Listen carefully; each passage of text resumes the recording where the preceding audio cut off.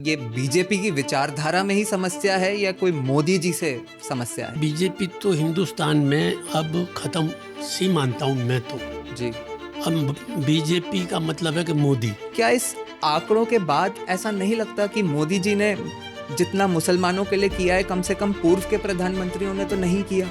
सिर्फ आंकड़े दिखाने के लिए होते हैं। हम लोग इससे गुजर रहे हैं, जी हम भुगत रहे हैं। जी। आपके यहाँ जो गरीब मुसलमान हैं, क्या उनको उनके साथ समस्या नहीं हुई है वक्फ के कानूनों को लेके? झगड़े तो होते हैं, इसके माने ये नहीं है कि आप उनका हक छीन के अपने कब्जे में ले लें। तो अगर महिलाओं को उनका ये अधिकार मिला है तो इसको पॉलिटिसाइज लोग करते हैं, वो अलग बात है, लेकिन आपको नहीं लगता कि ये अच्छा ही काम हुआ है? हाँ, हमारे मैटर में इंटरफेयर हमें करना है। अगर सुधार करना है तो हमें करना है। आप हमारे मजहब में सुधार करने वाले कौन?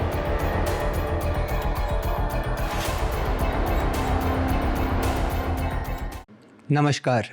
हिंदू मुसलमान मुद्दों पर आपने टीवी पर कई गर्मा गर्म डिबेट देखी होंगी, कई यूट्यूब चैनलों पर उन मुद्दों का विश्लेषण भी देखा होगा। परंतु मैंने सोचा कि क्यों ना हिंदू मुस्लिम के बीच पॉडकास्ट फॉर्मेट में एक व्यापक चर्चा हो, जिसमें बिना गर्मा गर्मी के अहम मुद्दों पर सीधी बात हो सके। इसलिए हमारे आज के अतिथि हैं जाने माने मुस्लिम नेता और समाज सेवी श्रीमान अब्दुल लतीफ़ जी। वो कई मुस्लिम संगठनों के अध्यक्ष हैं, देश के प्रतिष्ठित न्यूज़ चैनलों पर पुरजोर तरीके से मुसलमानों का पक्ष रखते हैं, राजनीति और समाज सेवा का 50 वर्ष से भी ज़्यादा लंबा अनुभव है, करोड़ों के व्यवसाय बनाने तक का सफ़र तय किया है। उनकी उम्र 81 वर्ष है, परंतु जोश 41 वर्ष के युवा से भी ज़्यादा है। तो आरंभ करते हैं इस अनोखी चर्चा को, जिसके पश्चात आप अपनी राय स्वयं बना सकते हैं। अब्दुल लतीफ़ जी नमस्कार। सबसे पहले तो आभार प्रकट करना चाहूँगा आपका कि आपने मेरे इस आमंत्रण को स्वीकार करा। जब मैंने आपके साथ ये पॉडकास्ट करने की सोची तो कई लोगों ने मुझे ऐसा कहा कि अरे वो आपके यहाँ कैसे आएंगे, उनकी तो बहुत अलग विचारधारा है, आप की जो विचारधारा है वो काफ़ी अलग है। परंतु मुझे ऐसा लगता है अब्दुल लतीफ़ जी कि दो पक्षों में यदि अगर कोई समस्या होती भी है तो समाधान तभी निकल सकता है जब संवाद होता है। सही है। और जितना भी मैं आपको समझ सका, मुझे ऐसा लगता था कि आप भी इस बात को मानते हैं। तो आज आप पधारे, मेरे आमंत्रण को आपने स्वीकार करा, इसके लिए बहुत बहुत धन्यवाद। बहुत शुक्रिया आपका। तो सबसे पहले तो आपसे यही पूछना चाहूँगा इसी बात पे कि क्या आप मानते हैं कि हमारे देश में जो आम हिंदू हैं, आम मुसलमान हैं, वो एक दूसरे के साथ आराम से रह सकते हैं, एक दूसरे को पसंद भी करते हैं, परंतु जो मुद्दों का, उनसे जुड़े मुद्दों का जो राजनीतिकरण हो जाता है, उसकी वजह से संभवतः उनके संबंधों में जो है खटास या समस्या हो जाती है? इस मामले में मेरा ये मानना है कि यहाँ हिंदू और मुस्लिम ये भाइयों की तरह बरसों से रहते चले आए और आज भी बहुत से परिवार रहते हैं, बिल्कुल एक दूसरे को भाई की तरह ट्रीट करते हैं। लेकिन कुछ सालों से जब से बीजेपी ने मतलब ये कि कामयाब हुई है 2 सीट से 88 तक, तो वो एक ध्रुवीकरण के तहत उन्होंने ये कामयाबी हासिल की है, नफ़रत के आधार पर ये कामयाबी हासिल की है। और नेचुरल है, हर आदमी इतनी समझ नहीं रखता, किसी न किसी लालच और किसी न किसी फ़ायदे में गलत कामों के लिए भी लोग तैयार हो जाते हैं। हमारे यहाँ भी ऐसे लोग हैं और हिंदू समाज में भी ऐसे लोग हैं। परंतु ये जो भाजपा वाली आपने बात कही, तो क्या आप मानते हैं कि जो भाजपा की जो वर्तमान सरकार है केंद्र में, वो मुसलमानों की विरोधी है? इसको 2 रूप हैं इसके, या तो यूँ कहूँ विरोधी है, या फिर मैं ये कहूँ कि विरोधी तो नहीं है, लेकिन जिस समय वोट का टाइम आता है उस समय वो अपने आप को विरोधी शो करते हैं, तो इससे उनको वोट का फ़ायदा नज़र आने लगता है। तो क्या इस बात पर हमारी सहमति हो सकती है कि एक तरह से जो आप कह रहे हैं कि चुनाव को लेके या चुनाव से संबंधित जो उनके कार्यशैली है वो उसमें मुसलमान विरोधी अपने आप को दिखाते हैं, तो उनको फ़ायदा होता है। परंतु जो सरकार है, सरकार जो कार्य कर रही है पिछले, मतलब जब से आप कह लें कि 2014 से वो बनी हुई है सरकार, तो सरकार की जो कार्यशैली है क्या वो भी मुसलमान विरोधी है? देखिए, मेरा ये मानना है कि सरकार की पॉलिसी जितनी भी बनाई जा रही है वो मुसलमान विरोधी पॉलिसी बनाई जा रही है, बनती जा रही है। इसका मैं एक एग्ज़ाम्पल दे दूं कि सन 2014 से पहले जो सरकार रही है उसने हमारे बहुत मतलब ये कि हमें फ़ायदा नहीं हुआ उससे, हमें उसने कोई एक्स्ट्रा लाभ कभी नहीं दिया, जबकि वोट हम हमेशा उसको डालते रहे। लेकिन देखा यह गया है कि वो हमेशा ये कहकर के हमें लाभ देने से रोक देती थी कि देखिए बीजेपी वाले हम पर ये इल्ज़ाम लगाते हैं कि ये मुसलमानों की सरकार है, इसलिए हम तुम्हें रिजर्वेशन नहीं दे सकते। मतलब तुष्टीकरण का इल्ज़ाम लगाते थे, तुष्टीकरण का जी, ये कहकर के हमें, वो हमसे वोट तो लेते थे, हमें देते कुछ नहीं थे जी। इसी चीज़ को लेके हम प्राइम मिनिस्टर से मिले, सरदार जी से, कि साहब ये कब तक चलेगा, आखिर हमें फैसला बदलना पड़ेगा। तो या तो आप हमें इस बात के लिए मुतमईन करें कि हम जब वोट देते हैं तो उसका हक हमें मिलना चाहिए, हमारे राइट्स, हमारे शिक्षा का है, मेडिकल का है, कई तरह के हैं जहां हम जूझ रहे हैं जी। तो उन्होंने आधा घंटे की बातचीत के बाद हमें रिजर्वेशन के लिए तो ये कहा कि भाई हम रिजर्वेशन नहीं दे सकते, लेकिन कोई ना कोई रास्ता निकालेंगे जी, कि आपकी मदद के लिए कोई ना कोई रास्ता। तो उन्होंने फिर एक सच्चर कमेटी बनाई जी, उस सच्चर कमेटी ने पूरे हिंदुस्तान में सर्वे करके रिपोर्ट दी जी, कि दलितों से पिछड़ा मुसलमान है। जी, फिर उन्होंने सिफारिश की कि भाई मुसलमानों के लिए ये सब चीज़ें मिलनी चाहिए। शिक्षा के लिए उन्होंने एक स्कॉलरशिप हमारे लिए उसमें रखी, उससे मुसलमानों की शिक्षा में इजाफा होने लगा। कुछ ही साल के बाद सरकार बदल गई और ये नई सरकार आते ही वो सारी पॉलिसी भी बदल गई। आज हमें स्कॉलरशिप नहीं मिलती, आज हमें जितने भी जो अदर कास्ट को मिलता है जी, सहूलतें जिस तरह की भी, वो हमें नहीं मिलती। जी। तो इसको लेकर के हम यही कहेंगे कि ये मुसलमानों से सरकार मुसलमानों का कुछ भला करना नहीं चाहती, बल्कि भला हो रहा है तो उसे रोकने के काम किए हैं। तो समस्या जो है, क्योंकि अभी मोदी जी नेतृत्व कर रहे हैं एक तरह से, तो आपको क्या लगता है, मतलब ये बीजेपी की विचारधारा में ही समस्या है या कोई मोदी जी से समस्या है? नहीं, मुझे लगता है बीजेपी तो हिंदुस्तान में अब ख़त्म सी मानता हूँ मैं तो। जी, अब बीजेपी का मतलब है कि मोदी, जी, मेरा ये मानना है। जी, और ये दिख भी रहा है कि अब हर मामले में नाम मोदी का लिया जाता है, बीजेपी का नहीं लिया जा रहा।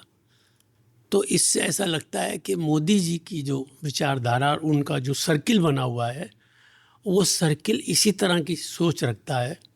मेरा ऐसा मानना है कि जिसकी वजह से आज हमें आए दिन कुछ ना कुछ परेशानियों का सामना करना पड़ता है।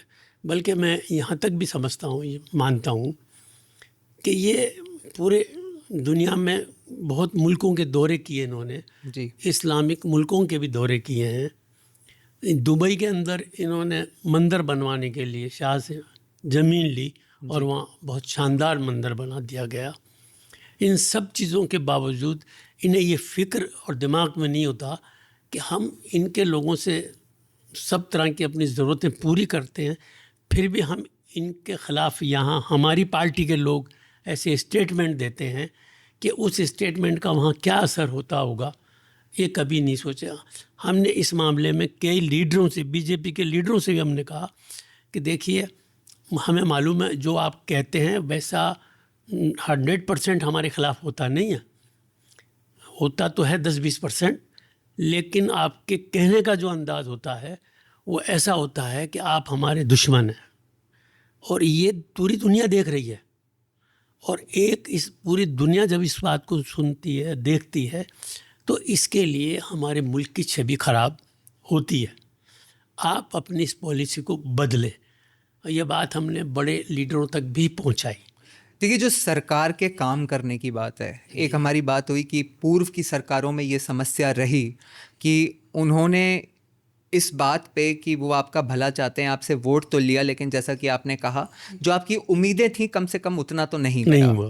देखिए, मैं आपको कुछ आंकड़े देना चाहता हूँ, बहुत सिंपल आंकड़े दूंगा और एक बार आप उस पर थोड़ा सा गौर फरमा लें, क्योंकि कई बार क्या होता है परसेप्शन की भी एक समस्या होती है, लेकिन मैं आपको सिंपल आंकड़े दे रहा हूँ। ठीक है। 2014 से पहले जो हमने यूपीए सरकार की, जो आप सरदार जी की बात कर रहे थे, उस समय देखिए जो आपने स्कॉलरशिप्स की बात करी ना सच्चर कमेटी के बाद, यूपीए की सरकार के दौरान 3 करोड़ स्कॉलरशिप्स मुसलमानों को दी गई जी। और 2014 से लेके 2024 के बीच में मुसलमानों को 5 करोड़ स्कॉलरशिप्स दी गई।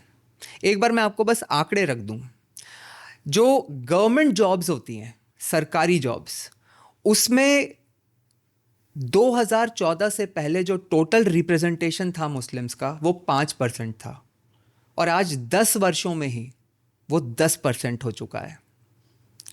जो आपने प्रधानमंत्री आवास योजना सुनी होगी जी। इस देश में मुसलमान लगभग माना जाता है कि कहीं 14, 15, 16% के आसपास टोटल हैं, लेकिन उस प्रधानमंत्री आवास योजना के जो 36% बेनिफिशियरी हैं वो मुसलमान हैं। मैं आपको बताऊं, एक पढ़ाई लिखाई की जो बात होती है, क्योंकि आप इस सेक्टर से खुद रहे हैं, या मतलब आपने काफ़ी योगदान किया है इसमें, काफ़ी लड़कियों को पढ़ाया है, तो मैं आपको बताऊं कि जो girl child school drop out rate होती है ना, कि लड़की पढ़ाई पूरी करने से पहले स्कूल छोड़ देती है जी। वो मुसलमानों में 2014 से पहले 70% थी, जो आज 10 वर्ष के बाद 30% के लगभग है। एक आप क्योंकि ये सब जानते हैं तो आपको पता होगा कि एक पर्टिकुलरली मुस्लिम लड़कियों के लिए प्रधानमंत्री जी ने एक स्कीम चालू करी जिसका नाम था प्रधानमंत्री शादी शगुन योजना, जिसमें कोई भी मुस्लिम लड़की यदि अपना ग्रेजुएशन पूरा कर लेती है शादी से पहले तो उसको 51,000 रुपये दिए जाते हैं। तो मेरा ये कहना था अब्दुल जी कि एक परसेप्शन, मैं जैसा कि हमने कहा कि हम दोनों तरफ से बातें करते हैं तो एक परसेप्शन तो बनता है, परंतु क्या इस आंकड़ों के बाद ऐसा नहीं लगता कि मोदी जी ने जितना मुसलमानों के लिए किया है कम से कम पूर्व के प्रधानमंत्रियों ने तो नहीं किया? देखिए, मेरा ये मानना है कि ये आंकड़े जो आप बता रहे हैं जी, ये हो सकता है आपके पास जो ये आंकड़े हैं कहाँ से आपने लिए। देखिए मैंने आपको सिर्फ सरकार के आंकड़े दिए हैं, अब वो सरकार के जो आंकड़े हैं ऑफिशियल जो होते हैं, जो ऑफिशियल आंकड़े हैं, मैं उसके बारे में ये आपको बता देता हूँ कि ये ऑफिशियल आंकड़े ये सच नहीं है जी, इनमें बहुत बड़ी झूठ होती है। सिर्फ आंकड़े दिखाने के लिए होते हैं। हम लोग इससे गुजर रहे हैं जी, हम भुगत रहे हैं जी, कि हम, ये तो मैं यूँ मान के चलता हूँ कि जब जब भी हमारे ऊपर जुल्म हुआ है, दंगे हुए हैं, जो भी हुआ है, कहीं ना कहीं कोई बड़ा पूरे मुल्क में माहौल बनता है, तो हमारी कौम में एक ये विशेष बात है कि उसके बाद हम जैसे कोई सोया हुआ जागता है, इस तरह से हमारे में एक जागृति पैदा हो गई जी, और उस जागृति के नतीजे में आज हमारी बच्चियां और हमारे बच्चे तालीम में पिछले 10-15-20 साल के अंदर, जब से बाबरी मस्जिद का मामला हुआ है, उसके बाद से हमारी कौम में तालीम के मामले में काफ़ी हम सुधार हुआ है जी, और वो सुधार यहाँ तक आया है कि हमारे यहाँ हम कभी अखबार उठा के देखते थे, कोई IAS, IPS, RJS या RS, कहीं मुस्लिम भी कोई अखबार मेरे अब आया है क्या, देखें भाई। लेकिन आपने जो बात कही इसी पे आपको बता दूं कि इस सरकार से पहले किसी सरकार ने मुसलमानों को फ्री UPSC कोचिंग नहीं दी, जो कि ये सरकार कर रही है माइनॉरिटी कमीशन के द्वारा। देखिए, माइनॉरिटी कमीशन वाले जो हैं वो योजना होगी और दे भी रहे होंगे, लेकिन सच्चाई ये है कि आज हम लोगों में तालीम का जहाँ तक ताल्लुक़ है, सरकार की जो मदद हमें मिलनी चाहिए उतनी नहीं मिल रही। तो आपका मानना ये है कि जो है जितना परसेंटेज हमारी आबादी है, जी, जब आप दूसरी आबादी को पर शिक्षा पे क्या खर्च कर रहे हैं, उनका परसेंटेज क्या है, उसी रेशियो से हमें भी तो मिलना चाहिए। सब वहाँ तो बात हो रही है कि वहाँ के लिए तो कोई खर्चा ही नहीं कर रहे। हिंदू समाज के यहाँ जो है वहाँ तो ये समस्या, मतलब जो एक उनके पक्ष की जो एक बात रखी जाती है कि हमारे लिए तो कोई स्पेशल किया ही नहीं जा रहा, हमारे लिए तो वही किया जा रहा है जो हर किसी के लिए किया जा रहा है। लेकिन क्या उन्हें फ्री यूपीएससी की कोचिंग दी जा रही है? क्या उनके लिए कोई शादी शगुन योजना है? लेकिन आपके समाज के लिए तो पर्टिकुलरली है। नहीं नहीं, उनके लिए क्यों नहीं है? बताइए आप, यूपीएससी कोचिंग कहाँ है उनके लिए फ्री? खैर, सरकार की तरफ से कुछ भी नहीं है साहब। ये तो आपने सुना होगा ना कि एक वो कहते हैं, मतलब एक कहना है ऐसा कि भाई जो मंदिर हैं जी वो आज भी सरकार के कंट्रोल में है जी, और जो उसके जो फंड्स होते हैं वो सरकार अपनी तरह से देश के हर व्यक्ति के लिए यूज़ करती है, जिसमें मुसलमान भी होते हैं। परंतु मस्जिद हो या चर्च हो या गुरुद्वारा हो, ये तो सब अपना अपना कंट्रोल करते हैं। तो हिंदू समाज तो ये कहता है कि साहब हमारे पैसे का तो कंट्रोल हमारे पास है ही नहीं, और इस पैसे से आप हमारे लिए कुछ स्पेशल कर भी नहीं रहे। ये एक कहना है, जबकि ये सच नहीं है। ये बिल्कुल झूठ है। नहीं नहीं, बिल्कुल। अब मैं तो मतलब देखिए, सच नहीं है इन द सेंस कि जैसे काशी विश्वनाथ कॉरिडोर बना है तो वो देखिए, इस सरकार ने ही बनवाया है, लेकिन वो एक बहुत ही मिनिस्क्यूल अमाउंट है एज कम्पेयर टू जो कलेक्शन होता है। देखिए, मैं तब मारे आप चाहे जो आंकड़े बताएं, जी ये बिल्कुल सच के खिलाफ है जी। कि कंट्रोल सरकार का है। अच्छा। मंदिरों के आमदनी पर या मंदिरों की उस पर सरकार के कंट्रोल में है, ऐसा बिल्कुल नहीं है। अच्छा। बल्कि सच ये है कि वो उनके अपने ट्रस्ट होते हैं, उनकी अपनी वो बनी हुई होती है, कमेटियां बनी हुई होती है, और उसमें भी इस तरह की पाबंदी होती है कि मान लीजिए सर लेकिन उन ट्रस्ट को रेगुलेट कौन करता है? सरकार ही तो करती है मैं ना। वही तो अर्ज कर रहा हूँ ना, कलेक्टर मान लीजिए उसके अंदर बोर्ड का जी उसमें अध्यक्ष शामिल हाँ, अध्यक्ष है या शामिल है जी किसी उसमें, जी तो उसमें लिखा है कि मुसलमान नहीं होना चाहिए। नहीं देखिए, इस पे तो अब अगर मेरी बात पूरी हो जी, जाने जी। दीजिए। और जब मुसलमान वहाँ मतलब ये कि कलेक्टर बन जाता है जी तो वो एंटर नहीं हो सकता, जी उसको निकाल दिया जाता है, जी या फिर उसको नहीं बुला करके बोर्ड मीटिंग में जूनियर को बुलाया जाता है। ये है पोजीशन, और उसका तुरंत तबादला करके वहाँ हिंदू को लगाया जाता है। जी। तो अब कहाँ उनके कंट्रोल, सरकार के कंट्रोल में है? वो सब उनके खुद के कंट्रोल में है। और आज उल्टा हो रहा है कि ये जो वह प्रॉपर्टियां मुसलमानों की हैं, जी ये वह प्रॉपर्टियां हैं जो मुसलमानों ने अपनी प्रॉपर्टियां दान की हैं, चाहे राजा महाराजाओं के ज़माने से हो या किसी भी ज़माने से हो, और आज भी हो रहा है, आज भी करते हैं। उसके लिए सरकार की नीयत खराब हो रही है कि सरकार अपने कंट्रोल में लेना चाहती है।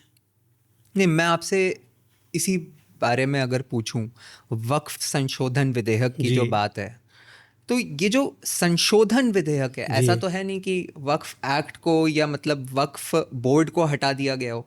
मैं ये पूछना चाहता हूँ कि क्या आप नहीं मानते कि वहाँ पे भी काफ़ी समस्या हैं, जिसमें मतलब लाखों केसेस हैं और उसमें 90% जो केसेस हैं वो तो मुसलमानों ने ही एक तरह से दायर कर रखे हैं कोर्ट्स में। तो वहाँ पे आपके यहाँ जो गरीब मुसलमान हैं, क्या उनको उनके साथ समस्या नहीं हुई है वक्फ के कानूनों को लेके, जो पुराना कानून रहा है? देखिए, ये जो बात आप कह रहे हैं, जी एक परिवार में भी झगड़े होते हैं, जी दो भाई भी लड़ लेते हैं, जी वहाँ उसके साथ नाइंसाफ़ी होगी तो वो कोर्ट तक जाते हैं। जी तो अगर वक्फ बोर्ड में किसी वक्फ बोर्ड की ज़मीन पर किसी ने नाजायज़ कब्जा कर रखा है जी या वो उन तमाम कानून को तोड़ के मर्जियाता जो करता है तो उसके खिलाफ वक्फ बोर्ड जाता है। जी इसी तरह वक्फ बोर्ड जाति कर रहा है और वो दूसरे को रिलीफ दे रहा है, मुझे साथ नाजायज़ तरीके से, गैर कानूनी तरीके से मुझे तंग कर रहा है, तो मैं वक्फ बोर्ड के ख़िलाफ़ जाता हूँ। जी तो ये कोई ऐसी चीज़ नहीं है कि जो किसी और जगह नहीं होती हो, सिर्फ वक्फ बोर्ड में होती हो। जी ये हर जगह है, जी ट्रस्टों में भी है, हर परिवार में भी है। झगड़े तो होते हैं, इसके माने ये नहीं है कि आप उनका हक छीन के अपने कब्जे में ले लें। नहीं, हक नहीं छीना जा रहा। जैसे मतलब मैं आपको एक दृष्टिकोण बता रहा हूँ बताएं। कि जैसे वक्फ बाय यूजर की बात है, जी। जो ये वक्फ संशोधन विधेयक भी लाया गया, जी इसमें जो पहले हो चुकी हैं जी वो तो इसके परव्यू में है ही नहीं, आगे की बात है। ठीक है, जो पहले वक्फ बाय यूजर हो चुकी हैं जी। प्रॉपर्टीज, वो ये कानून उनको तो अफेक्ट करेगा ही नहीं। ये तो आगे के प्रोटेक्शन के लिए है कि कोई इस तरह का काम दोबारा से किसी को, मतलब किसी कमज़ोर को उसकी प्रॉपर्टी एक तरह से वक्फ बाय यूज़र करके हथिया नहीं ले। इसलिए आगे के लिए ये तो कानून, मतलब रेट्रोस्पेक्टिव नहीं है ना ये कानून, ये तो आगे के लिए है। देखिए इसकी ज़रूरत क्यों है, इन सब की ज़रूरत क्यों पड़ रही है? सर ज़रूरत तो इसीलिए पड़ रही है ना क्योंकि इस तरह की समस्याएं रही हैं। समस्याएं देखिए, आप ये बताइए, मुझे एक बात पूछता हूँ जी, मैं आपसे कि क्या आप ये नहीं मानते कि इस तरह की भी हरकतें हुई हैं कि हमारे संसद को, जी संसद की जो ज़मीन है उसको वक्फ की ज़मीन बता दिया गया। उसके अलावा आपने नोटिस किया होगा कि कुछ लोग तो मतलब यहाँ तक कह गए, और मैं ये नहीं कह रहा कि ये सिर्फ आपकी तरफ होता है, हर पक्ष में अपनी अपनी समस्याएं होती हैं, लेकिन अभी पर्टिकुलर जब अपन वक्फ की बात कर रहे हैं तो मतलब इस तरह से अगर कोई कह देगा कि भाई बाबर का घोड़ा यहाँ घास खाता था इसलिए ज़मीन जो है वक्फ की है, तो फिर कोई हिंदू भी कल को उठ के कहेगा कि यहाँ प्रभु श्री कृष्ण का रथ गया था इसलिए ये ज़मीन हिंदुओं की है। तो इस तरह से तो ज़मीन का फैसला नहीं होना चाहिए ना। अब मैं इसके बारे में आपको बता दूं, दरअसल ये जो बात आप कह रहे हैं जी ये ऐसे ही नहीं कहा जाता है जी कि साहब ये प्रॉपर्टी वक्फ की है, उसके कोई सबूत होते हैं, जी उस सबूत के आधार पर ये बात कही जाती है। बिल्कुल। सेंट्रल गवर्नमेंट ने इसके लिए कमीशन बना रखा है। जी वो स्टेट गवर्नमेंट के अंदर सेंट्रल गवर्नमेंट के हिदायत के मुताबिक गवर्नमेंट सर्वे कराती है जी और उस सर्वे के बाद जी जो ये पाया जाता है कि ये वक्फ बाय यूज़र है और इस कारण से है और इस वक्त से है, सारे सबूत देखने के बाद रिकॉर्ड में चढ़ता है। जी, वरना वो रिकॉर्ड में, वक्फ के रिकॉर्ड में चढ़ नहीं सकता है। तो वो तो अभी भी हो सकता है इस वही कानून अर्ज के कर रहा हूं। तहत, वो तो आज भी होगा। नहीं हो सकता आज। क्यों नहीं आज हो सकता? सारे अधिकार तो कलेक्टर को दे दिए। नहीं तो और कलेक्टर कौन है? जी, सरकारी नुमाइंदा। नहीं, पहली बात तो ये है और कि जब आप लोग आज तो साहब स्थिति ये है कि जो वक्फ संशोधन कानून आ रहा था उस पे अभी स्टे है सुप्रीम कोर्ट का, ये तो आप भी जानते हैं। उसके और- बावजूद और यूपी में उससे क्या हो रहा है? पहले जो रिकमेंडेशन, अच्छा, उसके बावजूद यूपी में क्या हो रहा है? नहीं नहीं, एक सेकंड अभी स्टे मांग अभी रही तो यूपी गवर्नमेंट। अपन तो अभी लीगल बात करें ना, हाँ। जो आज की लीगल स्थिति है उसकी बात करें। तो उसके बाद जो आपने कलेक्टर वाली बात भी कही, इस चीज को भी सरकार ने इंडक्ट करा और ने कहा कि कलेक्टर के ऊपर जो सुपीरियर अथॉरिटी होगी उसको इसके लिए डेजिग्नेट कर दिया जाएगा। जबकि मैं आपसे एक बात पूछना चाहता हूँ साहब कि मतलब अगर किसी लीगल डॉक्यूमेंट को एग्जामिन करना है तो कलेक्टर नहीं करेगा तो कौन करेगा? आपको तो इतना लंबा अनुभव है अब्दुल लतीफ़ जी, आपने इतने बिजनेसेस रन करे हैं, आपको पता होगा मतलब ये सब काम कैसे होते हैं। मतलब किसी डॉक्यूमेंट, वो कलेक्टर तो हिंदू भी हो सकता है, मुसलमान भी हो सकता है, कोई भी हो सकता है। अब कलेक्टर नहीं अगर एग्जामिन करेगा तो आप बताइए किसको करना चाहिए तो वो एग्जामिन? फिर ये एग्जामिन के और लिए, अगर वो कुछ गलत करता है तो भी उसके पास अधिकार है कि वो उसको ऊपर की कोर्ट में चैलेंज कर सकता है कलेक्टर के फैसले को। लेकिन देखिए- रजिस्ट्रेशन होगा देखिए, कैसे, आप बताइए। दरअसल बात क्या है, मेरे ख्याल से जो बात आप कह रहे हैं और जो मैं कहना चाहता हूँ, जी इसमें ये फ़र्क है कि ये सिर्फ धोखा दिया जा रहा है जी। इस बात के लिए। आप बताइए कि वफ़ मुसलमानों की प्रॉपर्टी का डिपार्टमेंट है, वफ़ बोर्ड जो है वो उसकी देख रेख करने वाला है। जी। वफ़ अल्लाह, जो प्रॉपर्टी वफ़ हो गई वो अल्लाह की हो गई। जी। अब उसकी देख रेख के लिए वफ़ बोर्ड बना दिया गया। जी। यही तो है ना वफ़। जी। अब इसके लिए, उसकी देख रेख के लिए मुसलमानों की प्रॉपर्टी को देख रेख के लिए हिंदुओं को मेंबर क्यों बनाया जा रहा है? सर, अगर किसी मुसलमान ने किसी हिंदू की प्रॉपर्टी को गलत तरीके से वक्फ कर दिया हो, या मैं कहता हूं कि चलिए ये तो एक बहुत एक्सट्रीम केस हो गया जो शायद कम ही होते होंगे, परंतु अगर किसी मुसलमान ने किसी ऐसे मुसलमान की प्रॉपर्टी को वक्फ कर दिया जो नहीं करना चाहता था, तो इसके लिए तो सर एक लीगल प्रोसेस होना हो ही चाहिए नहीं ना। सकता। जो वफ़ नहीं करना चाहता वो रजिस्टर्ड हो ही नहीं सकती है। वफ़ रजिस्ट्रेशन जब भी होता है, सर अगर हो ही नहीं सकता तो हो फिर ही तो नहीं जो ये सकता। कानून बनाया गया है उससे दिक्कत ही क्या है? नहीं जब हो ही नहीं सकेगा तो नहीं तो फिर क्यों बना रहे जा रहे हैं कानून? इसीलिए ये- बना रहे हैं नहीं, कि नहीं, ऐसी जब चीज की अगर गलतियां- कोई भी संभावना हो तो ना हो। देखिए, अब ऐसी गलती- कंप्लेंट्स है ना, ऐसे नहीं, केसेस मैं है ना वही कि ऐसा बता रहा हुआ हूं। है। देखिए, कानून क्यों बनाया जा रहा है और कानून बनाने के पीछे क्या मंशा है। मंशा की मैं बात कर आपको रहे जयपुर की एक मिसाल बता देता हैं। जी। हूं। जयपुर जो है, एमएलए क्वार्टर्स की जमीन, जितने भी एमएलए क्वार्टर्स बने हुए थे बरसों से बने हुए हैं। जी। जीपीओ भी उसी में बना हुआ है। जी। उसी जमीन में जी। जीपीओ भी है। जी। और उसी जमीन में नवाब कल्लन का वृक्ष आप जितने हैं वो भी है। नवाब साहब ने इस जमीन को वफ़ की थी काफ़ी पहले। जी। जब वो वफ़ कर दी तो पूरी प्रॉपर्टी के वफ़ के कागजात मौजूद हैं, जी। वफ़ किए हुए, और वो वफ़ बोर्ड में जांच पड़ताल के बाद कि ये सही वफ़ की है और ये वफ़ की जारी वाली प्रॉपर्टी इसी की है, वो सारी जांच पड़ताल के बाद रिकॉर्ड वफ़ में होता है, जी। जब रिकॉर्ड में चढ़ती है वो। लेकिन वह प्रॉपर्टी पर जो चुना हुआ चेयरमैन और बोर्ड जो होता है वो होता है सरकारी जी। मंशा के मुताबिक। जी। अब जब सरकारी मंशा के मुताबिक होता है तो अगर गवर्नमेंट किसी चीज़ का यूज़ करने की कोशिश करे तो उसकी ज़बान बंद होती है, आंखें भी बंद हो जाती है और सरकार मनमाने तरीके से अपना काम कर लेती है। सर, सरकार अगर अब मैं मनमाने आपसे तरीके अगली से बात अगर बता गलत काम करेगी जी। तो उसका तो सॉल्यूशन अब है मैं ना बताता कोर्ट। हूँ, अगली जी। बात बता देता हूँ ना। जीपीओ आज तो नहीं बना, ये एमएलए क्वार्टर आज तो नहीं बने। नवाब कल्लन की जो जमीन थी ये जरूर खाली थी, जिसने वक्फ बोर्ड ने उनको किराए पर बिठाया। हाँ। लेकिन रिकॉर्ड तो अपनी जगह है। जी। मामला सुप्रीम कोर्ट तक गया जी। गवर्नमेंट के खिलाफ। जी। वक्फ ने लड़ाई जी। लड़ी गवर्नमेंट के खिलाफ, जी। और काफ़ी लंबे टाइम के बाद सुप्रीम कोर्ट ने यह ऑर्डर दे दिया कि ये प्रॉपर्टी वक्फ है। जी। मान लिया। तो इंसाफ हुआ ना? नहीं हुआ ना, सुनो अब मेरी बात। हाँ। इंसाफ में वही तो कह रहा हूँ, इंसाफ वहाँ से तो हो गया, हाँ। प्रैक्टिकल तो नहीं हुआ ना। हाँ। ना तो जीपीओ हटाया गया, हाँ। ना तो एमएलए क्वार्टर हटाए गए, हाँ। बने हुए थे। हाँ।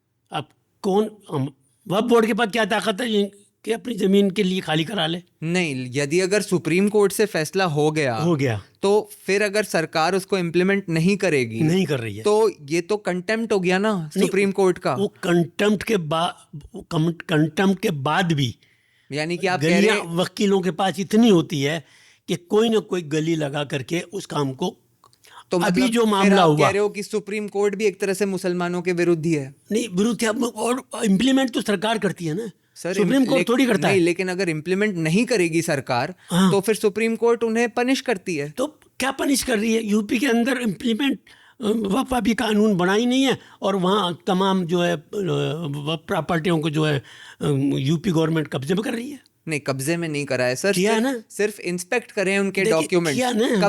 कब्जा किसी अरे पे साहब, नहीं किया किया है। है, बुलडोजर चला दिए, कैसी बातें कर रहे हैं आप? नहीं। रोज आती है खबरें। सर उस ग्राउंड पे, वक्फ के ग्राउंड पे अब- कर ही नहीं सकते अब सर। वहाँ सुप्रीम कोर्ट का ऑर्डर है और वहाँ उसके खिलाफ वर्जी हो रही है।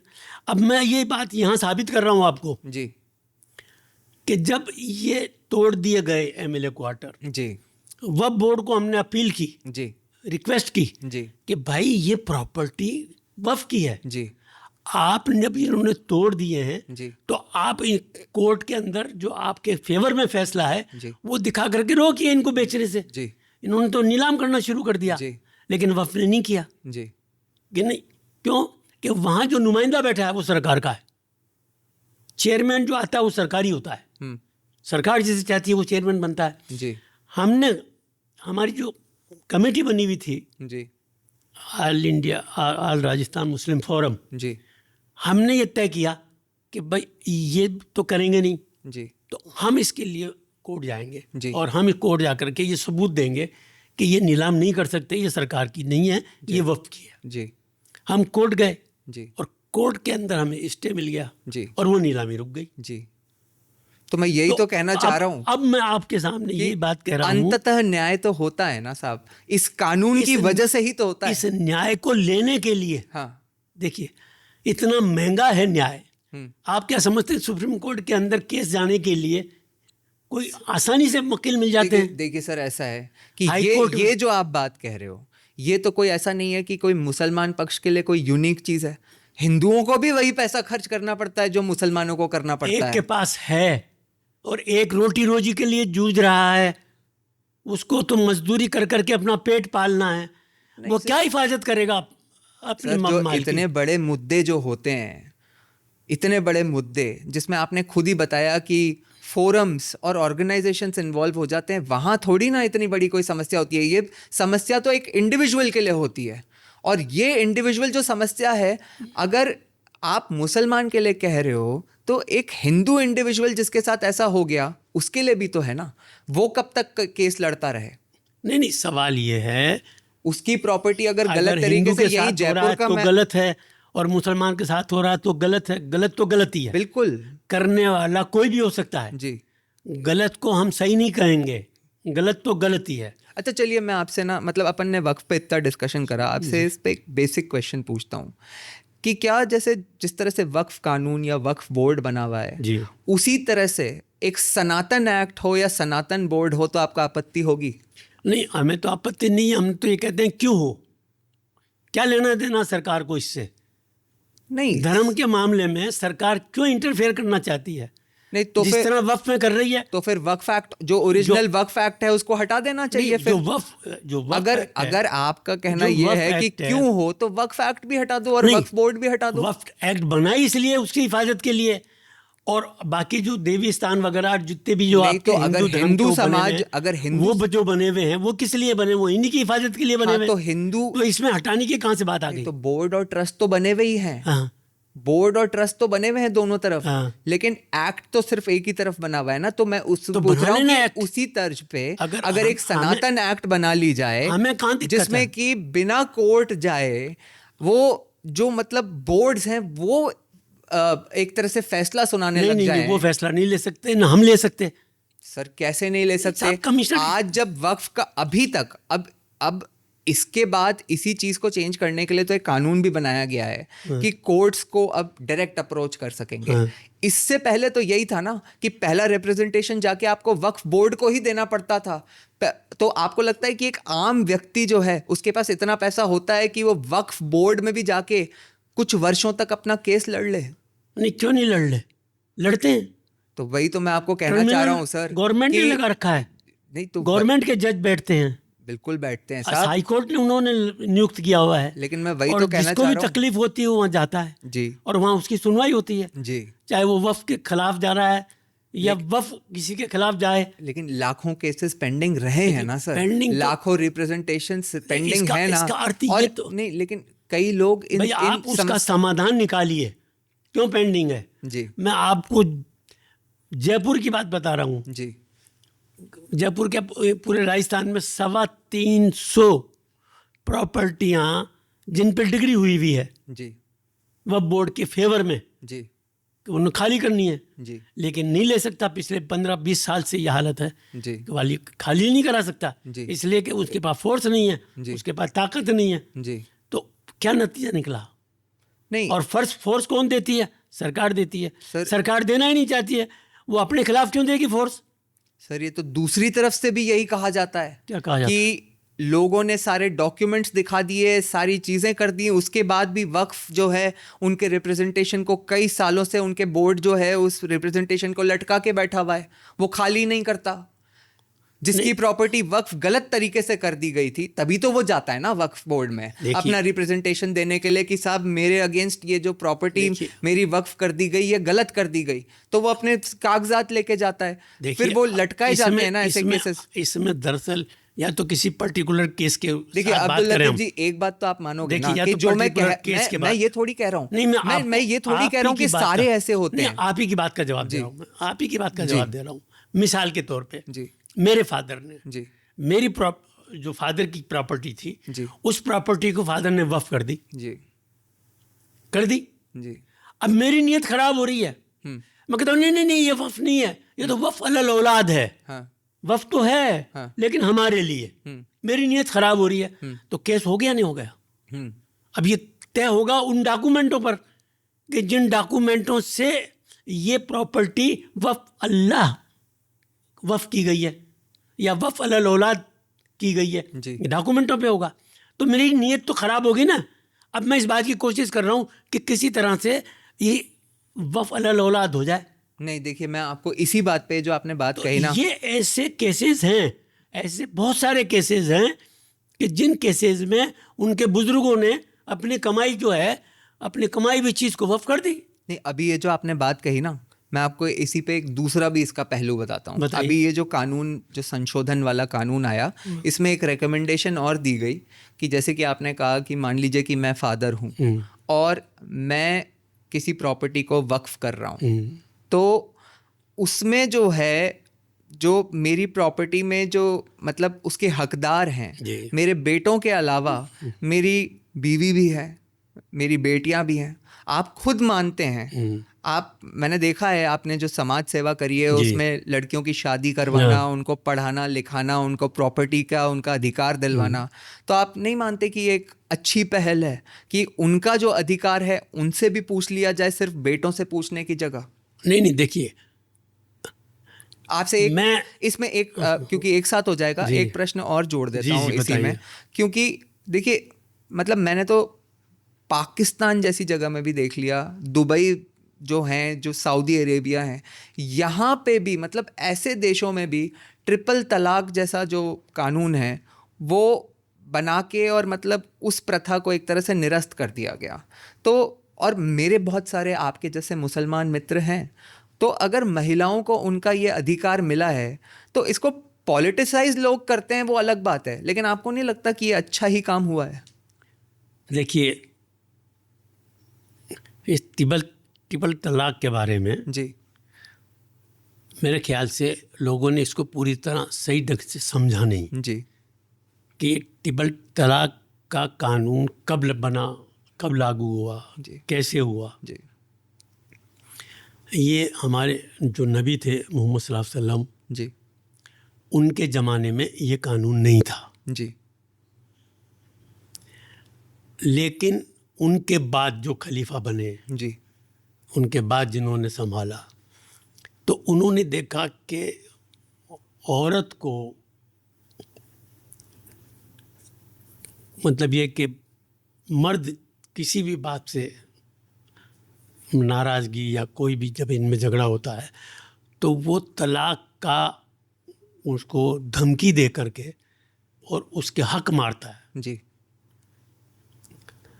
तो उस दौर में उन्होंने ये फैसला लिया, जी, उनकी कैबिनेट ने ये फैसला लिया कि अगर तुमने मुंह से कह दिया तलाक तलाक तलाक जी, तो तलाक हो जाएगी, जी, जबकि ऐसा कुरान में नहीं है। जी, कुरान में ये है कि आप 1 महीने के लिए जी, उसे पहली तलाक देकर कहें कि तुम अपनी आदत या तो सुधार लो, जी, 1 महीने का मैं तुम्हें टाइम देता हूँ जी, और अपना बिस्तर अलग कर लो, जी, और फिर वो सुधर जाए तो ठीक है, नहीं तो फिर दूसरी तलाक दे दो, 1 महीने का टाइम फिर दिया, उसमें सुधर जाए तो ठीक है, वरना तीसरी तलाक जो है वो तीसरे महीने हो जाएगी।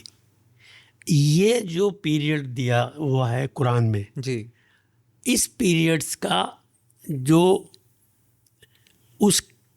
जब उस दौर में तलाक़ें ज़्यादा हो रही थी, जी तो उसको रोकने के लिए मर्दों पर ये पाबंदी लगाई गई कि तुमने एक मर्तबा में भी ये कह दिया तलाक तलाक तलाक, तो बीवी तुम्हारी हराम हो जाएगी, जी तुम्हारी निकाह से निकल जाएगी। जी इस जुल्म को रोकने के लिए जी। एक उन्होंने वो किया था। जी उस ज़माने के उन हालात में जो दौर रहा होगा, बिल्कुल वो सिलसिला चल रहा है। बिल्कुल। तो तलाक बंद ख़त्म नहीं हुई है, जी तलाक का तरीका जो है वो कुरान वाला नाफिज हो गया।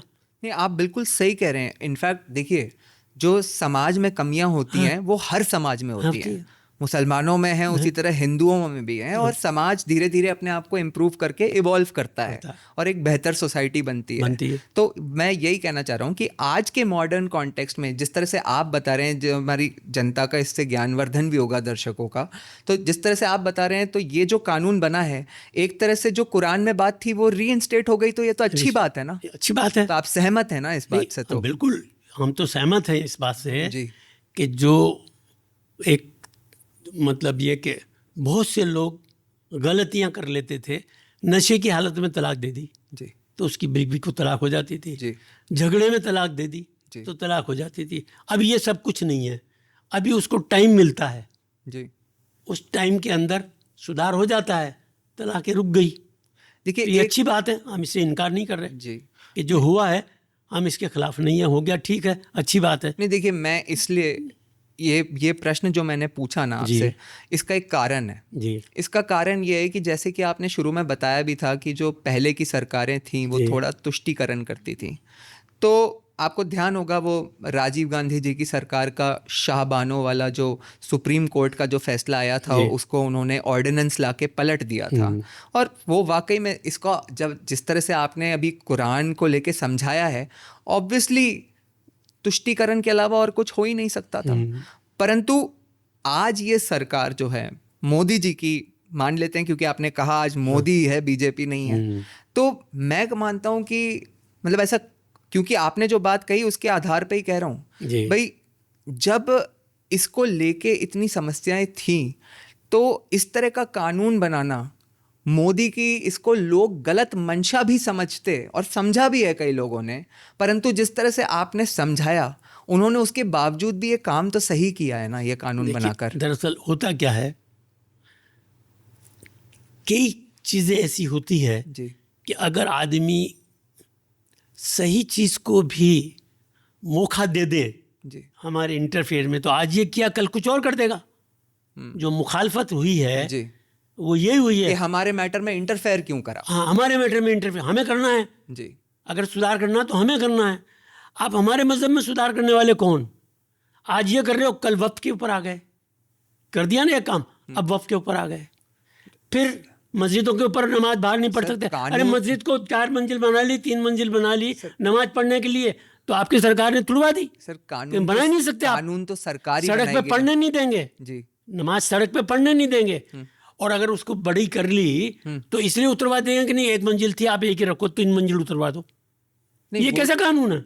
नहीं, कानून की बात नहीं है, ये तो रूल्स एंड रेगुलेशन से ही होना चाहिए ना। ये तो मंदिरों के लिए भी लागू है। अच्छा मुझे बता दो, आप अगर मुझे इल्लीगल बता दो, मंदिर कहाँ जाए होगा- मुसलमान नमाज पढ़ने के लिए?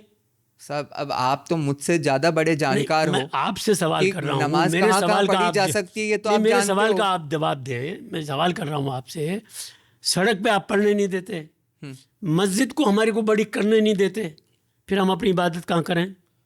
हिंदू कहाँ करते ये हैं? जुल्म नहीं है तो क्या है? नहीं, हिंदू कहाँ करते हैं? गुरुद्वारे खोल दिए लोगों ने, तो हिंदू कहाँ करते हैं साहब? कहाँ करते हैं? गुरुद्वारे में आप सिख जो बता रहे हैं वो कहाँ करते हैं लोग? क्या करते हैं? अब वो अपनी पूजा पाठ कैसे करते नहीं, हैं? उनकी जिनके जो पास पूजा पाठ- मंदिरों में जगह होती है, उनके जितने लोग आ पाठ- पाते हैं वहां आ पाते हैं, बाकी अपने घर पे करते हैं। उनके पूजा पाठ का जो तरीका है, जी जो भी तरीका है, हर मजहब का अपना अपना तरीका जी। है।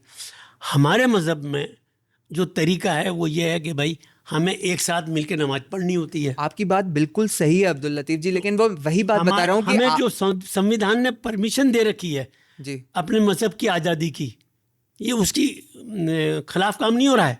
मैं आपसे मतलब बड़ी विनम्रता से पूछना चाहता हूँ, जैसे आपका एक होटल है, हाँ। आपके होटल के सामने अगर रोज लोग आके मतलब नमाज पढ़ने लग जाएंगे और इस तरह का वहाँ माहौल हो जाएगा कि वहाँ पे टूरिस्ट का आना मुश्किल हो जाए और जाना मुश्किल हो जाए, तो समस्या होगी कि नहीं? आप बताइए। क्या जयपुर का जो जेएलएन मार्ग है, कल को अगर वहाँ पे आके कोई नमाज पढ़ने लगेगा कि जगह की पूरी शहर में कमी हो गई है, तो ऐसे तो शहर या व्यवस्था चलेगी कैसे? ये बात करना तो बहुत आसान है, जी। हकीकत ऐसा हो सकता है क्या? नहीं, बिल्कुल नहीं होगा, मैं तो मान रहा हूँ, लेकिन जहाँ दूसरी जगहों पे मस्जिद हो के रहा है। बाहर ही पढ़ते हैं नमाज, जी मस्जिद को छोड़ के नहीं पढ़ते हैं। जी। ये नहीं है कि मस्जिद तो सांगानेर में है, बड़ी चौपड़ पे नमाज पढ़ने आ तो जाएंगे। वो तो आज भी पढ़ रहे हैं नहीं, ना। मैं वही कर रहा हूँ ना। आप कहाँ पढ़ने दे रहे हैं? कहाँ नहीं पढ़े? जहाँ आप मस्जिदों में बताइए। पढ़ते हैं जी। वहाँ कहाँ पढ़ने दे रहे हैं? मस्जिदों के बाहर नमाज नहीं पढ़ने दे रहे, इजाजत नहीं है। नहीं, मस्जिदों के बाहर नहीं, जहाँ पे स्पेस अरे भाई, कॉन्स्ट्रेंट जब होता है, जहाँ पे कोई मेन मस्जिद रोड में ब्लॉक हो रही होती है, मस्जिद में सिर्फ 500 वहाँ पे आदमी करते आने की हैं। ताकत और वो है। भी जहाँ आपके कोई स्पेशल डेज होते हैं उस दिन थोड़ी करते हैं। देखिए, मस्जिद में 500 आदमी आ सकते हैं मान लीजिए। जी शुक्रवार की नमाज हमारी ऐसी होती है कि जिस नमाज के अंदर तादाद बहुत ज़्यादा होती है, तो उस दिन की नमाज 500 की जगह 1500 की होती है। अब वो 1000 आदमी कहाँ जाएं साहब? और कितनी देर की नमाज होती है? 15 मिनट की। 15 मिनट बर्दाश्त नहीं हो सकती। और 2 घंटे किसी प्राइम मिनिस्टर या कोई सरकारी आदमी निकले तो रोड बंद कर दिए जाते हैं। वो 2 घंटे में पब्लिक दुख नहीं पा रही है। और 10 मिनट की नमाज के लिए आप ये बात करें कि साहब वहाँ तो आने जाने की मुसीबत खड़ी हो साहब, जाएगी। प्राइम मिनिस्टर तो साल में एक बार आता है। साल में नहीं, रोज लेकिन हो रहा है। रोज थोड़ी अरे हो साहब, सकता है। मंत्रियों के लिए हो रहा है, रोज हो रहा है ये काम। आप तो छोड़ो, अब तो प्राइम मिनिस्टर को छोड़ो, यात्राएं निकलती है, रास्ते बंद हो जाते हैं, 4-4 घंटे रास्ते बंद हो जाते हैं। उस वक्त कहाँ चले जाते हैं आप लोग?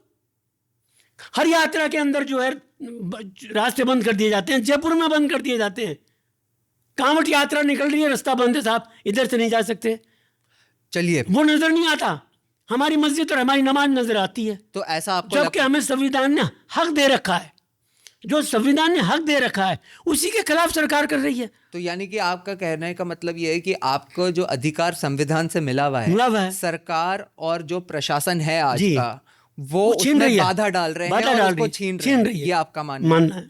तो मैं आपसे एक चीज़ पूछता हूँ जी। अब्दुल जी, कि मेरे बहुत सारे मित्र हैं, आपके तो यकीनन बहुत ज़्यादा होंगे इस तरह के। मैंने देखा है कि कई कंट्रीज़ में, मतलब, और हमारे पड़ोसी जिनको हम सो कॉल्ड दुश्मन देश भी कहते हैं, कि भाई पाकिस्तान हो गया, बांग्लादेश हो गया, मैंने देखा है कि, और ऐसे केसेस हाईलाइट भी होते हैं, कई मुसलमान हैं जो भारत में आके सेटल करना चाहते हैं। तो क्या आपको लगता है कि जब वो यहाँ आके वहाँ से, जबकि वहाँ जो मेजॉरिटी धर्म है वो तो इस्लामिक नेशंस हैं, उसके बाद भी यदि आके वो यहाँ सेटल करना चाहते हैं, तो मुझे लगता है कि वो शायद मानते होंगे कि या तो यहाँ मुसलमानों के लिए बेहतर वातावरण है, और या फिर वो यहाँ पे अपने लिए एक ज़्यादा अच्छी ज़िंदगी बना सकते हैं। देखिए, अगर कोई आकर के रहना चाहता है, वो तो उसकी वजह तो वो जाने। जी। हम ये जानते हैं कि हम यहाँ अपनी मर्जी से हैं। जी हमने हिंदुस्तान को में रहना पसंद किया। बिल्कुल। जब पाकिस्तान बना था जी। उस समय हमारे पास पूरा चांस था जी कि हम चाहते हम भी चले जाते। जी। लेकिन हम ये जानते थे कि हम अपनी मातृभूमि को छोड़ेंगे नहीं, जी और किसी भी हालत में नहीं छोड़ेंगे। जी तो जिन्होंने ये तय किया वो नहीं गए जी कि नहीं, हमारा मुल्क यही है जी और यहीं रहेंगे, यहीं मरेंगे, यहीं जिएंगे, जो कुछ होगा हम यहाँ बर्दाश्त करेंगे, लेकिन नहीं छोड़ेंगे। तो वो लोग रुक गए। नहीं, ये और ये बहुत अच्छी बात भी है, लेकिन फिर इससे ना एक जुड़ा हुआ प्रश्न, हालांकि आपने मेरी इस बात का जवाब नहीं दिया कि जो यहाँ आना चाहते हैं, तो वो आना चाहते हैं तो वो बताएंगे कि भाई वो यहाँ क्यों आना चाहते हैं। यहाँ कोई सुकून मिल रहा है इसलिए आना चाहते हैं। जी, हम इसको कुछ तो उन्हें दिखता होगा कि यहाँ कुछ बेटर है। हमें देखिए, बेटर के बहुत सारे रास्ते हैं। जी। बेटर का ये हो सकता है कि साहब उनको यहाँ बिजनेस मिल रहा है, जी। कि यहाँ की आमदनी वहाँ की आमदनी में फ़र्क है। जी। तो वो सोचते हैं कि यहाँ आ जाएं तो हम यहाँ अच्छा कमा लेंगे, जी। हमारी अच्छी कोई बात होगी। या वहाँ की सरकार, हो सकता है वहाँ मिलिट्री रूल ज़्यादा है। जी बिल्कुल। सख्ती ज़्यादा है। बिल्कुल बिल्कुल। तो समझते हैं हम इस सख्ती से बच जाएंगे। बिल्कुल हो सकता है। बिल्कुल। तो इसलिए मैं ये कह रहा हूँ कि वहाँ से जो यहाँ आना चाहते हैं उनको यहाँ कुछ अच्छाई लगती होगी। देखिए और हम इसके लिए इनकार नहीं है कि हमें कोई यहाँ हमारी ज़मीन तंग कर दी गई है, हम भी इससे इनकार नहीं है। हम भी ये कहते हैं कि हम यहाँ सुकून में हैं, आराम में हैं, लेकिन कुछ चीज़ों को लेकर के हमारे साथ जो नाइंसाफ़ी हो रही है वो बहुत ज़्यादा हो रही है। देखिए आप तो सारी राजनीति भी समझते हैं जी। आप as a panelist, as a debater कई बड़े बड़े मंच पर जाते हैं और आप सारी राजनीति भी समझते हैं, आपको जीवन का भी इतना अनुभव है, समाज सेवा का अनुभव है, राजनीति का अनुभव है। इसलिए पूछ रहा हूँ कि आपने देखा होगा कि जैसे फ़िलिस्तीन और इज़राइल का जो मुद्दा है जी। उसमें जिस पुरजोर तरीके से यहाँ का मुस्लिम समाज जो है वो आवाज़ उठाता है कि भाई वहाँ पे एक तरह से इंसाफ नहीं मिल रहा फ़िलिस्तीन के लोगों को या मुसलमान लोगों को, उस तरह से क्या पाकिस्तान में रह रहे हिंदुओं के लिए बात होती है, बांग्लादेश में रह रहे हिंदुओं के लिए बात होती है? अभी हमने पिक्चर्स नहीं देखी कि वहाँ क्या क्या हुआ। देखिए साहब, और अगर नहीं होती है तो फिर ये अपेक्षा कैसे रखी जाती है कि यहाँ का हिंदू समाज भी? बिल्कुल होती है। ये तुष्टीकरण के लिए आप लोग ऐसी बातें करते हैं, बिल्कुल होती है, ऐसा नहीं है कि नहीं होती है। पूरी दुनिया में फ़लस्तीन के लिए पूरी दुनिया में एहतजाज हुए हैं। सिर्फ आप हिंदुस्तान में बैठे हुए मुसलमानों की बात कह रहे हैं कि साहब वहाँ आप उनके लिए आवाज़ उठाते हैं। अरे भाई हम तो हर उस बात को उठाएंगे, जालिम के ख़िलाफ़ जो जुल्म करेगा उसके ख़िलाफ़ हम आवाज़ उठाते हैं। अगर बांग्लादेश में जुल्म हो रहा है तो बांग्लादेश के ख़िलाफ़ भी उठाते हैं। पाकिस्तान के अंदर जुल्म हो रहा है तो पाकिस्तान के ख़िलाफ़ भी हम आवाज़ उठाते हैं। हमारा काम है इंसाफ मिलना चाहिए और जुल्म करने वाले को सज़ा मिलनी चाहिए। तो इसके खिलाफ हम करते हैं, लेकिन हमें बदनाम किया जाता है। और ये बदनाम करने के इसलिए किया जाता है कि लोग मुसलमानों से नफरत करना शुरू कर दें, जो भाईचारा बना हुआ है वो ख़त्म हो जाए। नहीं, लेकिन आपको ऐसा नहीं लगता कि जिस तरह से एक्सट्रीमिस्ट एलिमेंट्स जो होते हैं दोनों तरफ, आपके यहाँ भी कुछ लोग ऐसे होते हैं जिनकी वजह से पूरा समाज बदनाम होता है? आप देखिए कि मतलब वो गलती उसकी है, समाज की है। बिल्कुल उस सरकार क्या कर रही है, आंख बंद कर रही है। उस व्यक्ति की है। मैं आपको एक एग्जांपल देता हूँ आपको इसी पे। अभी वो कावड़ यात्रियों का समय चल रहा है, आपने देखा होगा, जगह जगह दंगे शुरू हो गए, है ना वो। और मैं तो आपने देखा होगा, और मैं यहाँ पे आपको मतलब साफ शब्दों में कह रहा हूँ कि ऐसे बहुत से कावड़ यात्री होते हैं, बहुत से, जो कि कोई छोटी मोटी मतलब जिन संशय भी हो जाता है ना, उसकी वजह से बेचारे किसी की पूरी दुकान ध्वस्त कर देते हैं और दंगा फसाद कर देते हैं, रोड पे तोड़ फोड़ मचा देते हैं। ऐसे कावड़ यात्री होते हैं, मैं इस बात को मानता हूँ। और इस पे सरकार को एक तरह से मतलब जैसे कहते हैं ना कि कठोर कार्रवाई करनी चाहिए। परंतु क्या आपके यहाँ ये आवाज़ उठाई जाती है कि लोग नकली आधार कार्ड बना के और हिंदुओं के भेष में वहाँ पे दुकान खोल के, और हो सकता है उनकी मंशा कुछ गलत नहीं होती हो, मंशा ये होती हो कि हम दुकान चला के कुछ बेच लें, लेकिन ये एक अलग समय होता है, जिस तरह से आप लोगों के भी बहुत पावन समय होते हैं। तो उस समय इस तरह के कृत्य आपके समाज में भी कुछ लोग करते हैं, इसके लिए आवाज़ उठाई जाती है, पकड़े जाते हैं ना लोग, तो होता तो है ही। देखिए, जैसे मैं आपको बता रहा हूँ हमारे यहाँ ये गलत लोग ये गलत काम करते हैं, आपके यहाँ से आप बताओ कब आवाज़ उठाई जाती है कि हमारे यहाँ ये जो भेष बदल के जो ये लोग नाम बदल के कर रहे हैं, गलत कर रहे हैं, नहीं करना चाहिए। गलत की हिमायत कब करते हैं हम?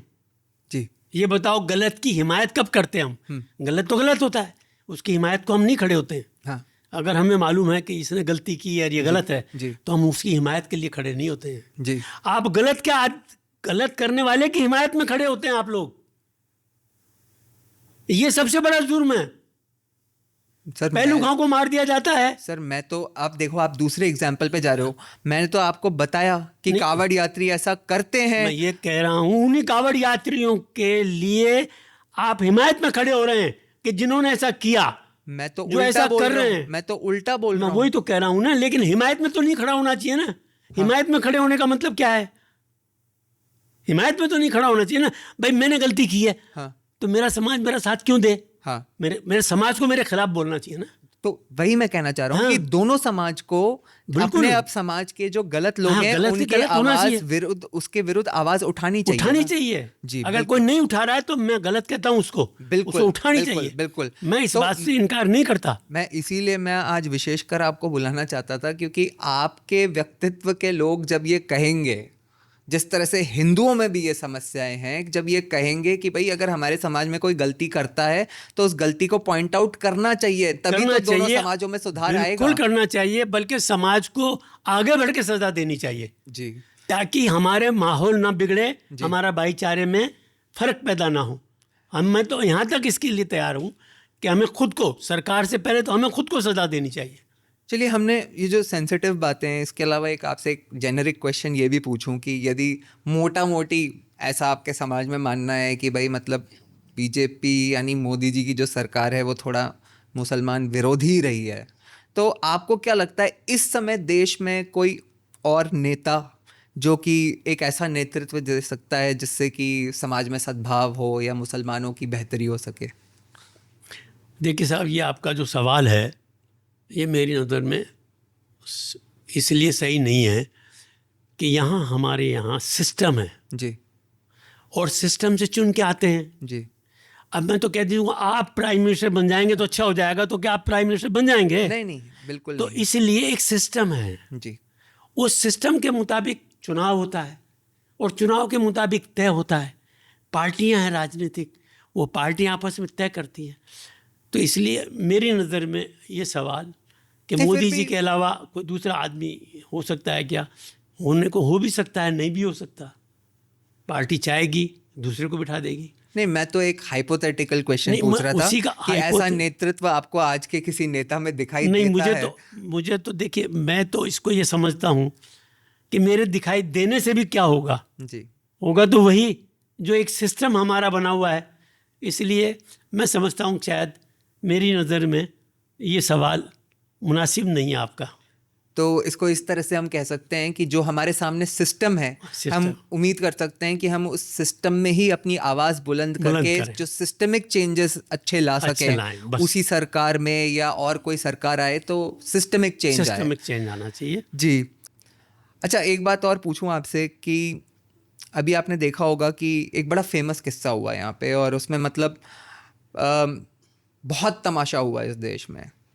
जो कन्हैया लाल टेलर वाला जो वहाँ पे हुआ था, आपको ध्यान होगा, क्योंकि हमने अभी, आपने जयपुर के भी कई एग्जाम्पल्स दिए आपके समाज से, तो मैं ये एक हिंदू समाज का आपको एक एग्जाम्पल दे रहा हूँ कि कन्हैया लाल टेलर वाला जो एक किस्सा हुआ, और मुझे लगता है कि जो मुसलमान समाज है उसमें जो ज़्यादा अच्छे लोग हैं उन्होंने भी उस घटना का बहुत खंडन किया। 100% लोगों ने किया। तो मैं ये जानना चाहता हूँ कि आज अगर उस पे कोई एक फिल्म बनी तो कुछ लोग जाके जो उस फिल्म के अगेंस्ट स्टे मांग रहे हैं, और एक तरह से मिल भी गया है उन्हें, तो अगर सच्चाई सामने आए और उसमें ये भी दिखाया जाए बल्कि कि भाई ये तो सर्व समाज के लोग इस घटना का खंडन करते हैं, तो मतलब इसमें गलत क्या है अगर सच्चाई लोग देखें तो? देखिए, मैं मतलब बस राय जानना चाह रहा हूँ। अब मेरी राय ये है कि ये बिल्कुल गलत हो रहा है, नहीं होना चाहिए। इसके पीछे षड्यंत्र है जी और षड्यंत्र ये है कि जब भी इलेक्शन नज़दीक आते हैं जी तो कोई ना कोई इस तरह की चीज़ें लाई जाती है कि जिससे उनके तुष्टीकरण होकर वोट बढ़ जाएं। सर, इलेक्शन कौन से आ रहे हैं? आ गए ना बिहार में। सर, ऐसे तो पूरे 5 वर्ष किसी ना किसी स्टेट के इलेक्शन कहीं ना कहीं तो आते ही रहेंगे। इसीलिए हर 5 वर्ष क्या इंतजार नहीं करते ये घटनाएं? जब कभी कुछ होता है तो कोई ना कोई प्लान के तहत ऐसी घटनाएं लाई जाती है। तो ऐसे टाइम पे क्यों हम नफरत बांटें? नहीं, जो चीज हो चुकी है। नहीं, मैं ये पूछना चाहता हूँ सर, इससे नफरत क्यों बढ़ेगी? हिंदुस्तान नहीं, दुनिया का आदमी जानता है कि उसका कत्ल हुआ है, फिर क्या दिखाना है? और दुनिया का आदमी इस बात को भी जानता है कि कोई मुसलमान संस्था, अफराद, कोई उसके साथ नहीं है। बिल्कुल, कोई उनके साथ नहीं है। फिर बार बार उस चीज़ को ला करके आप क्या भाईचारा बढ़ा देंगे? नहीं नहीं नहीं, भाईचारा मैं बताता हूँ क्यों बढ़ेगा। अगर ऐसी मूवीज़ आती हैं तो मैं बताता हूँ कि भाईचारा क्यों बढ़ेगा। भाई, एक जगह पे कुछ एक्सट्रीमिस्ट लोग हैं, वो कुछ ऐसा काम करते हैं जिसकी वजह से कई लोगों को मौका मिलता है पूरे समाज को बदनाम करने का, जबकि वो समाज भी उस बात का खंडन ही करता है। तो इस तरह की लोगों की सच्चाई को यदि अगर सामने लाया जाएगा तो इसमें गलत कहाँ है साहब? तो ये तो पहले से दुनिया जान रही है, इस मौके पे लाना क्या तुक रखता है? सर मौका तो कैसे है? आप ये जो ऐसे, तो फिर ऐसे सेंसिटिव सब्जेक्ट्स पे कभी मूवी बननी ही नहीं चाहिए, नहीं कोई बननी भी। चाहिए, मैं तो कहता हूँ नहीं बननी चाहिए। तो दोनों ही तरफ की नहीं बननी अगर चाहिए। मूवी बननी चाहिए तो इस पर भी मूवी बननी चाहिए हम्म, कि एक दौर था हम्म, गुजरात में जी, पेड़ों पे बम लटक रहे थे, जी, जगह जगह बम फूट रहे थे, जी, और उसके ऊपर कितनी बड़ी तादाद में, हालांकि सरकार कांग्रेस की थी, जी। कितनी बड़ी तादाद में गिरफ्तारियां मुसलमानों की हुई। सर मैं आपसे यही तो कहने अर्ज कर रहा अब हूँ। मैं पूरी मेरी सुन लें। और कोई 18 साल में, कोई 20 साल में, कोई 15 साल में, कोई 12 साल में, सब बाइज्जत बरी क्यों हो रहे हैं? मैं आपको बताता हूँ, मैं आपको एक चीज़ ये बताना प्री प्लान है। नहीं नहीं सर, ऐसा है कि देखिए, एक बात, मतलब जो सर्कमस्टेंसेस हैं, हाँ। अगर आप देखोगे तो 2014 से पहले, या अगर अपन गुजरात की बात करें, तो मोदी जी के आने से पहले, जैसा कि आपने बताया, वहाँ हर वक्त दंगे होते थे। आज आप देखिए कि 2002 से वहाँ शांति है, और सबसे बड़ी बात यह है कि कभी कोई दंगे होने के अलावा वहाँ का मुसलमान कितना प्रोग्रेसिव भी है। आज आप तो, मतलब आपके ताल्लुकात होंगे तो आपने देखा होगा कि गुजरात के मुसलमानों में, मतलब एक तरह से भारत में कहा जाता है कि सबसे ज़्यादा प्रोग्रेसिव वही लोग हैं। तो क्योंकि वहाँ पे एक वैसे भी इनेट बिजनेस का कल्चर है और सब कुछ है, तो ये तो एक तरह से अच्छी बात है ना कि अगर आज मुसलमान बहुत अगर जो पहले हिंदू मुस्लिम राइट्स होते थे अब कम हो गए हैं, और अगर मुसलमान ज़्यादा प्रोग्रेसिव हो रहा है, तो ये तो अच्छी बात है ना समाज के लिए। नहीं, जो अच्छी चीज़ है वो तो अच्छी है। जी, अगर ऐसा है वहाँ, जी, तो अच्छी चीज़ को तो अच्छी कहेंगे हम, जी, इसमें तो दो राय नहीं है। लेकिन गलत को भी गलत कहने की हमारे में जुर्रत होनी चाहिए। अब क्योंकि अपनी एक समय सीमा भी है, जी हाँ। तो अंत में आपसे एक जो प्रश्न पूछना चाहूँगा, क्योंकि अभी आपने बिहार के चुनाव की बात भी करी, वहाँ पे चुनाव आयोग की एक प्रक्रिया चल रही है एनरोलमेंट की, जिसमें कि कुछ डॉक्यूमेंट स्टेट करे गए हैं और आधार कार्ड को उसमें इंक्लूड नहीं किया गया है। खैर जो भी, मतलब वहाँ पे जो चुनाव आयोग इसका प्रक्रिया कर रहा है, कुछ लोगों का ऐसा मानना है कि ये चुनाव आयोग की इसमें मंशा ही गलत है, या ये जो हो रहा है सही तरीके से नहीं हो रहा। आपके इस पर क्या विचार है?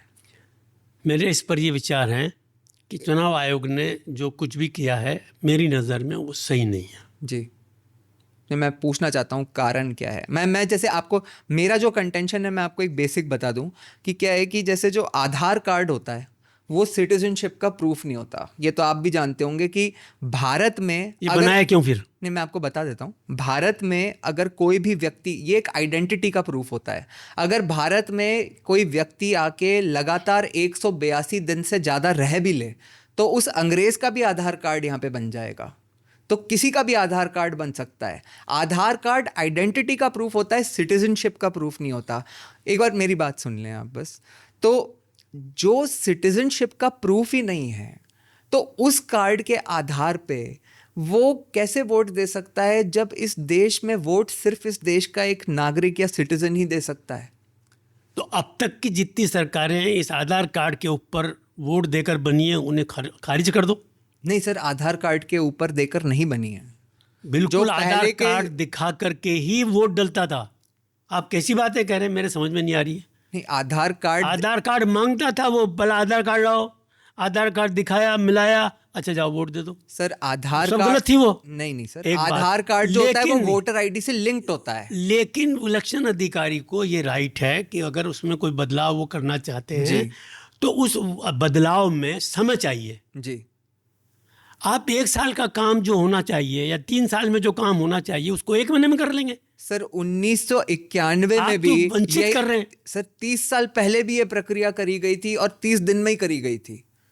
तो उस समय जब टीएन शेषन साहब ने ये मुझे तो प्रक्रिया पता करा ली थी 1 महीने में, और आज भी आपने देखा होगा कि करीब 70% जो लोग हैं वो अपने फॉर्म सबमिट भी कर चुके हैं, अभी तो 15-20 दिन पड़े हैं। अच्छा, मैं एक दूसरी बात कहता हूँ कि अभी ये मामला सुप्रीम कोर्ट ने भी सुना, उन्होंने भी स्टे नहीं दिया है अभी। तो यदि अगर ये प्रक्रिया ढंग से और सही तरीके से पूरी कर ली जाती है, तो ये प्रक्रिया की जानी चाहिए ना। मतलब आप ये तो मानोगे कि जो इस देश का नागरिक ही नहीं है उसको वोट तो नहीं देना चाहिए यहाँ पे। अब आप तो हर जो बात आप कह रहे हैं मेरी नज़र में जी ये पब्लिक को उलझा के रखने का काम है। जी पब्लिक सिर्फ इसी में लगी रहे, जी। अपने भले बुरे को सोचने के उसको मौका ही ये सरकार देना नहीं चाहती। तो मतलब आप कह रहे हो कि इसको अपने आप में एक मुद्दा बनाया मुद्दा जाता है। बना के। तो मुद्दा तो इसको विपक्ष बना रहा है, इलेक्शन कमीशन तो अपना काम कर रहा था। जो हकीकत है उसको आप चाहे ना माने, जी। लेकिन हकीकत यही है कि जो सारे अपोजिशन भी कह रही है जी कि ये सिर्फ वोटर्स को वोट न डालने देने का रास्ता निकाला है कि भाई जो इनके अपने वोटर्स हैं वो पूरी तैयारी से, प्लानिंग से वोट तैयार रखेंगे, फार्म बनाएंगे, वोट डलेगा, सरकार बन जाएगी। सर आप ये तो मानोगे ना कि इस देश में इसकी ज़रूरत क्यों ऐसी आ गई अचानक से? इससे पहले भी इलेक्शन हुए हैं, वहाँ हरियाणा में नहीं हुआ, दिल्ली में नहीं हुआ। सर ये जो बिहार, बंगाल और ये सब जो हमारे जो बॉर्डरिंग स्टेट्स हैं जहाँ पे कि ये इंटेलिजेंस इन्फॉर्मेशन है भी कि बहुत सारे लोग बाहर से आके इलीगली सेटल हुए हैं। और दूसरी बात आपको इसमें और बताऊं, जैसे कुछ तो ऐसे डिस्ट्रिक्ट्स हैं जहाँ की आबादी जो है उससे ज़्यादा आधार बने हुए हैं।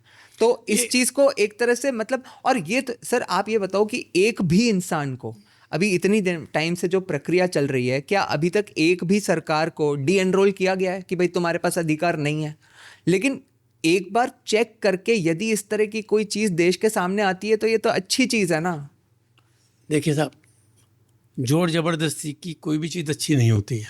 नहीं जोर आप अपोजिशन को राजी करें, इस बात के लिए तैयार करें जी कि भाई तुम्हें क्या तकलीफ है, तुम क्या चाहते हो, अगर तुम्हें टाइम चाहिए लाइए, टाइम दे देते हैं। कुछ ऐसा होना चाहिए। अब जोर जबरदस्ती, ताकत है, सरकार है, जोर जबरदस्ती तो कर ही सकती है और कर रही है। आए समझ में, नहीं मानोगे तो ईडी आ जाएगी, इनकम टैक्स आ जाएगा, आए समझ में, तो वो सब कर लेती है। ये भी आपने जो बात बोली है बड़ी इंटरेस्टिंग है। ये जो एक बात कही जाती है ना कि ईडी आ जाएगी, सीबीआई आ जाएगी, हो रहा है ना, अरे सर देख रहे हैं ना। एक मिनट मुझे बताओ आप कि ईडी सीबीआई जो है ये जाके जिसने कुछ गलत नहीं किया है उसका क्या बिगाड़ लेगी? देखिए ऐसा है, ये तो कहने के लिए बहुत अच्छा है। हाँ हमें मालूम है जी। कि उन्हें बिगाड़ना नहीं है, हम्म। उन्हें तो बदनाम करना है। जी वो तो बाद में अपने सबूत देंगे सब, लेकिन उसको एक प्रक्रिया में डाल दिया, अब वो जूझता रहेगा। जी। समझे नहीं? तो इस तरह से जो है सरकार प्रेशराइज करती है बस अब वो अपने जूझता विरोधियों रहेगा को। और जो जबान खोलता था कल वो जबान बंद हो जाएगी। कितने पत्रकार हैं जिनकी जबानें बंद नहीं कर दी, कितने पत्रकार हैं जिनके खिलाफ केस नहीं कर दिए और ईडी सीबीआई नहीं पहुंची, कितने वकील हैं जिनके यहाँ ईडी सीबीआई नहीं पहुंची।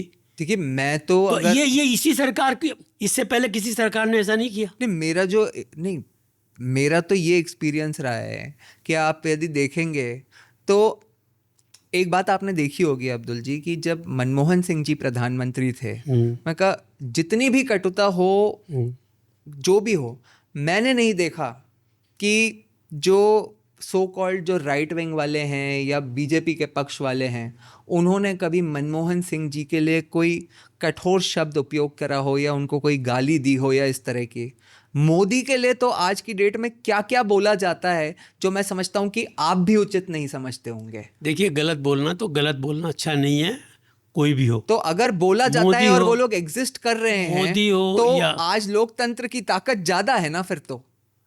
जब आज मीडिया हाउसेस में, मीडिया चैनल्स पे, इन्हीं मीडिया चैनल्स पे बैठ के क्या क्या नहीं बोला जाता मोदी के लिए, और फैक्ट ये कि मतलब खुले आम ये बोला जा रहा है ना, जिनको ऐसा लगता है उनको ये बोलने का अधिकार तो है कि भाई मुसलमानों के साथ इस देश में गलत हो रहा है, तो ये अधिकार है तो इसका मतलब उनको उनका लोकतांत्रिक अधिकार तो मिल रहा है ना सर मोदी के विरुद्ध एक पब्लिक डोमेन में बैठ के बोलने का।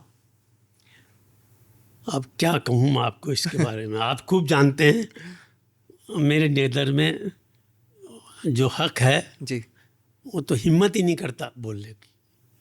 उसको ये डर लगा रहता है कि अगर मैंने कोई बात कही तो पता नहीं कब, और जिन जिन पत्रकारों ने कही है वो आज सजा भुगत रहे हैं। अब्दुल लतीफ़ जी, आज आपने इतना समय दिया हमें, और इतनी सेंसिटिव इश्यूज़ पे भी, जिस पे कई लोग डरते हैं, हमने एक अच्छी चर्चा करी मैं समझता हूँ। और एक बार फिर आभार प्रकट करना चाहूँगा अंत में कि आज आप पधारे। बहुत बहुत धन्यवाद और नमस्कार। नमस्कार।